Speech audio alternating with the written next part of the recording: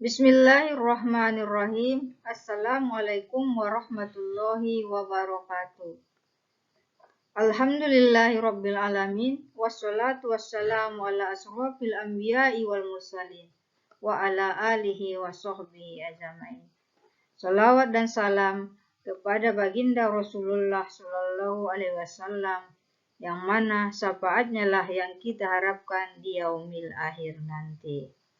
Baiklah, anak-anak kami semuanya, pada hari ini kita berjumpa kembali pada mata pelajaran Pendidikan Agama Islam dan Budi Pekerti, di mana pada hari ini kita akan membahas tentang menghadirkan sholat dan zikir dalam kehidupan.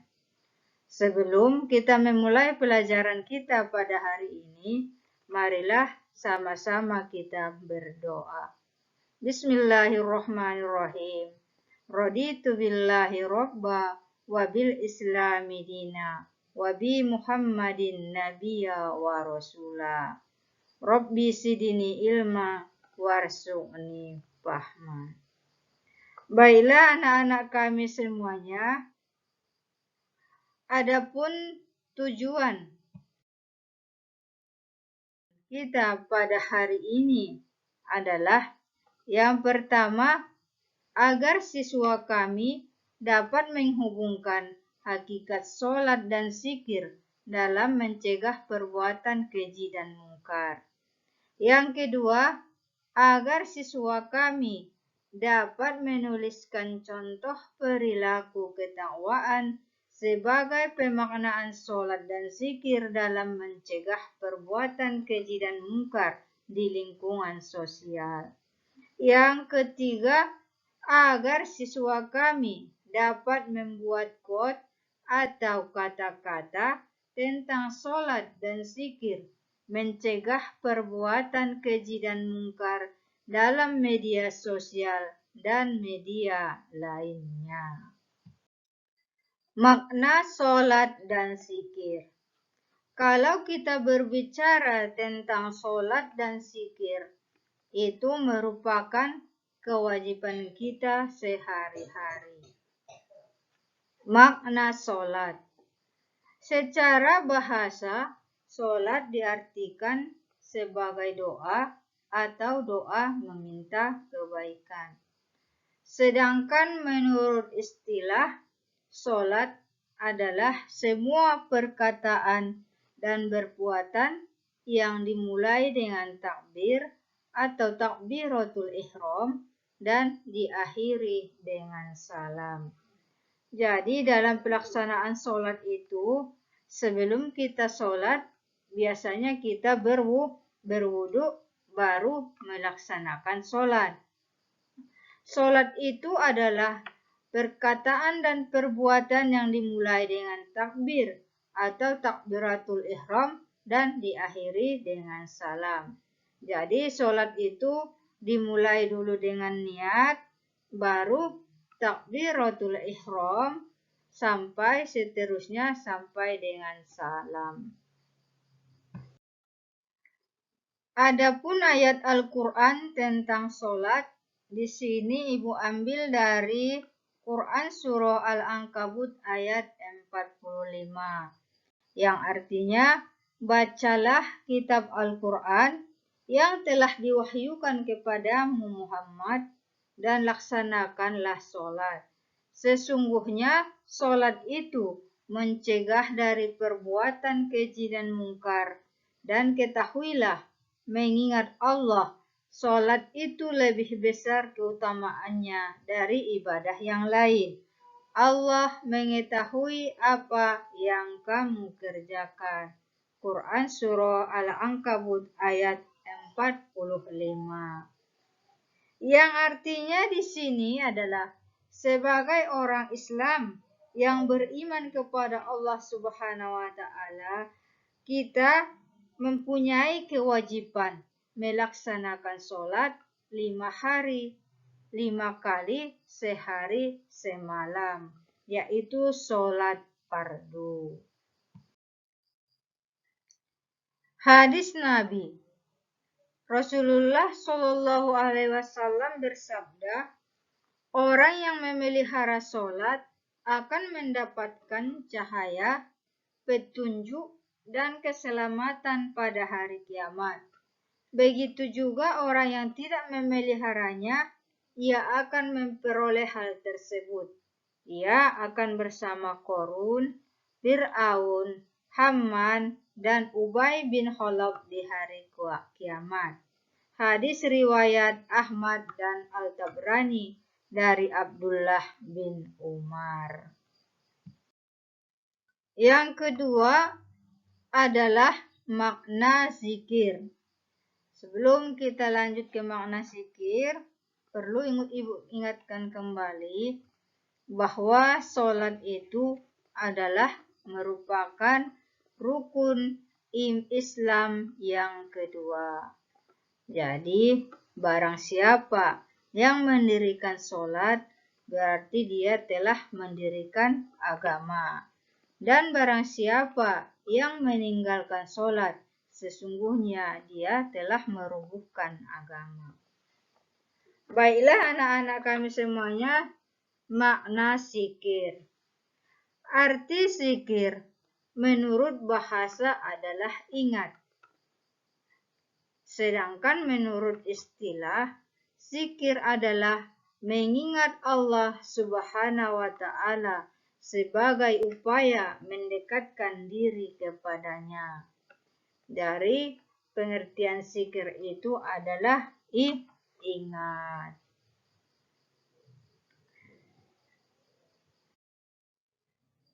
Adapun ayat Al-Quran tentang zikir, yaitu di sini dijelaskan dalam Quran Surah Al-Ahzab ayat 41, yang artinya, hai orang-orang yang beriman, berzikirlah dengan menyebut nama Allah, zikir yang sebanyak-banyaknya. Adapun maksud dari ayat tersebut adalah menjelaskan bahwasanya Allah Subhanahu wa Ta'ala memerintahkan manusia yang beriman kepadanya dan membenarkan Rasulullah Shallallahu Alaihi Wasallam untuk selalu berzikir kepadanya, baik siang maupun malam, sendiri maupun berjamaah. Jadi ayat tersebut menjelaskan bahwasanya Allah Subhanahu wa Ta'ala memerintahkan manusia yang beriman kepadanya dan membenarkan Rasulullah Shallallahu Alaihi Wasallam untuk selalu berzikir kepadanya, baik siang maupun malam, sendiri maupun berjamaah. Memperbanyak mengingat Allah Subhanahu wa Ta'ala dalam hati dan menyebutnya dengan lisan akan merasakan kehadiran Allah Subhanahu wa Ta'ala. Begitu pula bertasbih kepadanya, baik pada waktu pagi maupun petang, dengan menyucikan diri dari sifat-sifat tercela. Jadi kalau kita mau zikir kepada Allah Subhanahu wa Ta'ala, waktunya boleh siang, boleh malam. Di mana saja, kapan saja kita boleh berzikir kepada Allah Subhanahu wa Ta'ala. Karena dengan berzikir kepada Allah Subhanahu wa Ta'ala, maka dapat menenangkan di diri, hati, dan pikiran. Contoh waktu zikir dan manfaatnya. Jadi, waktu zikir itu kapan saja bisa dilaksanakan, Bu. Nah, di sini ada contohnya saat menunggu waktu melaksanakan sholat. Ya, bisa kita berzikir dengan mengucapkan subhanallah, walhamdulillah, wala ilaha illallah, wallahu akbar. Ketika menunggu saat berbuka puasa, menunggu teman datang, dan lain sebagainya. Di situ bisa kita melaksanakan zikir. Waktunya bisa kapan saja.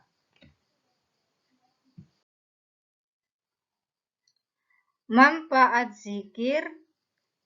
Dengan zikir bisa membantu seseorang terhindar dari perbuatan sia-sia dan dosa. Karena kesempatan waktu kosong berpeluang dua hal, kebaikan atau keburukan, positif atau sebaliknya. Jadi manfaat zikir itu dapat membantu kita terhindar dari perbuatan yang sia-sia dan perbuatan yang dosa. Kita bisa memanfaatkan waktu yang kosong dengan dua hal, yaitu dengan kebaikan atau keburukan. Jadi kalau kita mau kebaikan, maka kita bisa berzikir.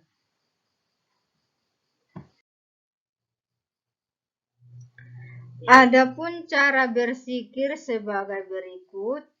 Yang pertama, zikir dengan hati, yaitu dengan cara bertafakur dan merenungkan ciptaan Allah Subhanahu wa Ta'ala, sehingga timbul dalam pikiran bahwa Allah Subhanahu wa Ta'ala adalah Zat yang Maha Kuasa.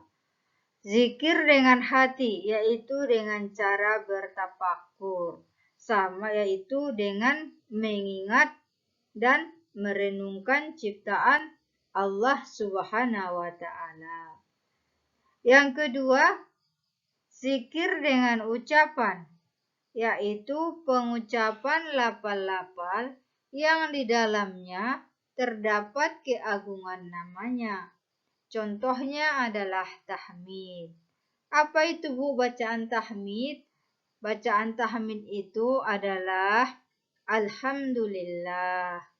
Tasbih. Bacaan tasbih itu adalah Subhanallah. Tahlil bacaannya adalah La ilaha illallah. Takbir bacaannya adalah Allahu Akbar. Membaca Al-Quran, ya, dengan banyak membaca Al-Quran dan sholawat atas Nabi Muhammad Sallallahu Alaihi Wasallam. Yang ketiga, menaati perintahnya dan menjauhi larangannya merupakan zikir dengan perbuatan. Jadi, apabila kita menaati perintahnya dan menjauhi larangannya, kita sudah merupakan zikir dengan perbuatan.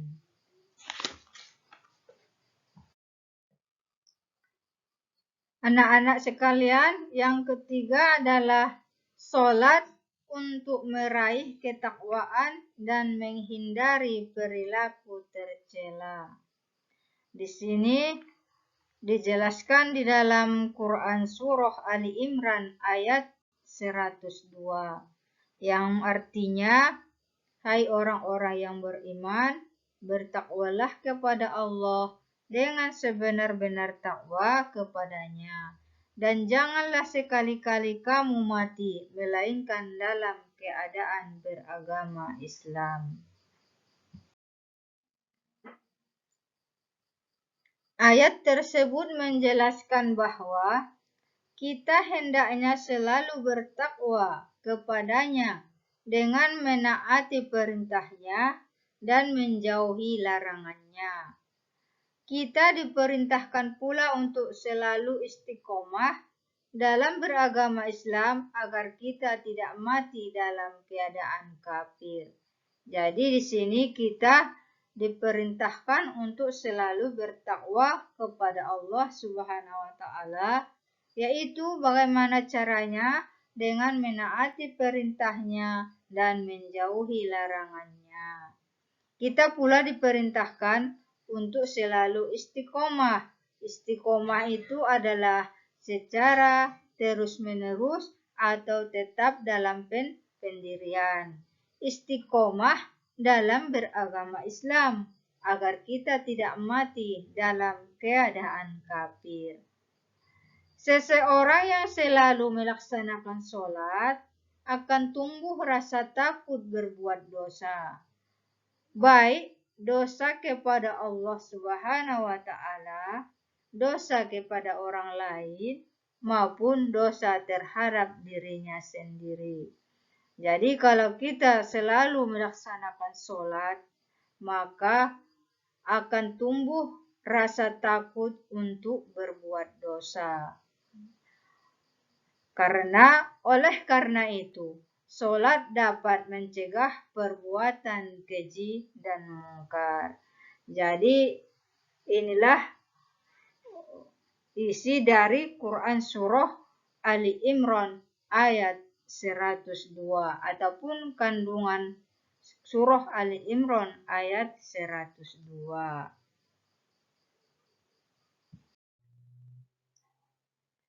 Hikmah sholat dan zikir. Yang pertama adalah menguatkan akidah. Akidah itu adalah keyakinan terhadap Allah Subhanahu wa Ta'ala. Yang kedua, menguatkan hubungan dengan Allah Subhanahu wa Ta'ala. Yang ketiga, memperoleh kedamaian hati dan jiwa. Jadi kalau orang yang sering sholat, berzikir, maka hati dan jiwanya akan damai, tentram, dan tenang. Memperoleh ketenangan jiwa dan menjauhkan diri dari kelalaian. Melatih hidup disiplin. Membiasakan hal-hal yang bermanfaat, mewujudkan akhlak mulia. Jadi inilah hikmah sholat dan zikir dalam kehidupan kita sehari-hari.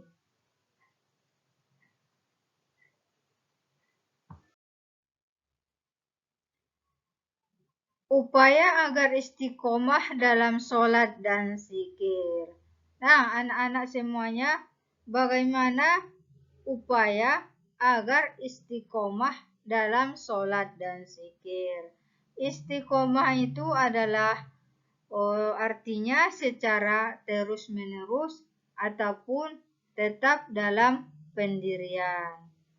Yang pertama adalah kita harus menyadari bahwa sholat dan zikir untuk mendekatkan diri kepada Allah Subhanahu wa Ta'ala.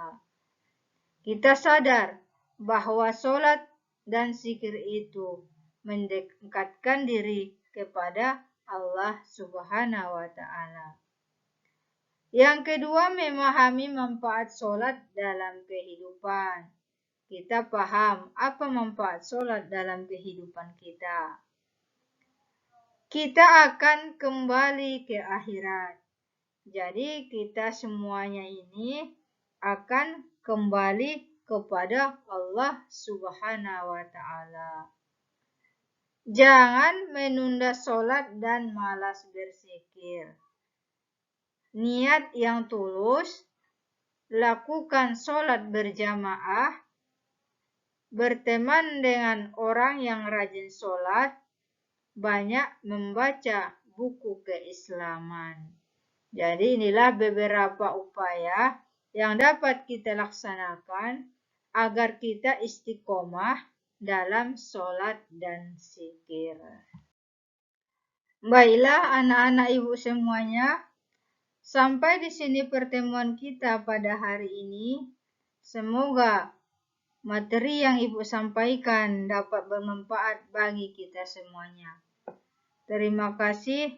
Wassalamualaikum warahmatullahi wabarakatuh.